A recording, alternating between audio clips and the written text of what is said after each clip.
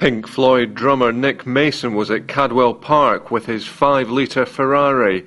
The £1.5 million racer was test-driven round the Lincolnshire racetrack at 150 miles an hour in a comparison with a Porsche, and there was only one winner. I've been to Cadwell before, yes. I've been here racing with the Vintage Sports Car Club, who come here regularly. Some time ago now, but I think I raced the ERA here. I can't remember, or maybe a Bugatti.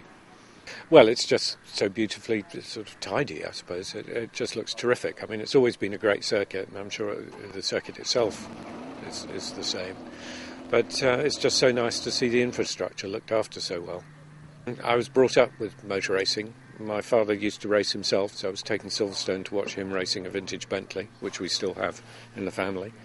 And but he also took me to the Grand Prix because he made films about motorsport for Shell. And so I actually saw Fangio and Farina and some of the greats of the 50s driving in their heyday. Still follow motor racing full stop. My kids love it. I'm still a Formula One fan. Formula One is still,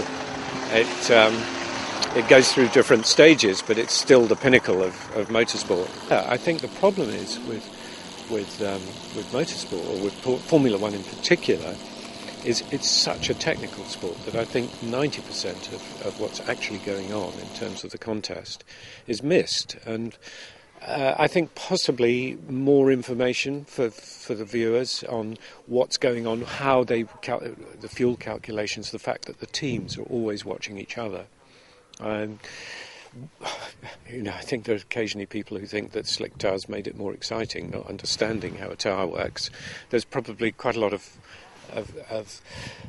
real information to explain how Formula One cars work and what the differences are between a Formula One car and the sort of car you drive on the road. It's a 5-litre, 12-cylinder car, which produces sort of 500-600 brake horsepower, which is about what a Formula One car does. And so it's a fairly fierce piece of kit. It was made for long distance, the 1,000-kilometre races, such as the Le Mans 24 Hours. So it's actually capable of well over 200 mile an hour with a very, very small wing on the back. So it's particularly exciting to drive. The story on this particular car is that it was a car used in the filming, the Le Mans film that Steve McQueen made, and it was part of an accident sequence that got out of control. And so what I bought was pretty much of a ruin that had been through a fairly dramatic incident. And I picked it up from a garage some years after the filming had been done. The film company had just kept bits and pieces from the filming, and it was all just put in a garage somewhere.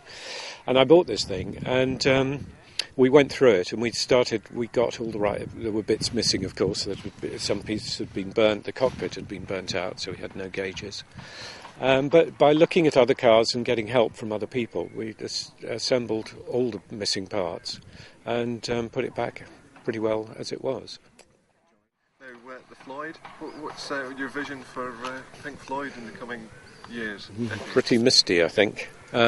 We haven't got any plans. I mean, there's always the possibility of doing something, and Live 8 was a surprise, and who knows, that could happen again. But with Rick dying, I think that was that makes it all just that bit more difficult. And unless there's enthusiasm from everyone, it just won't happen.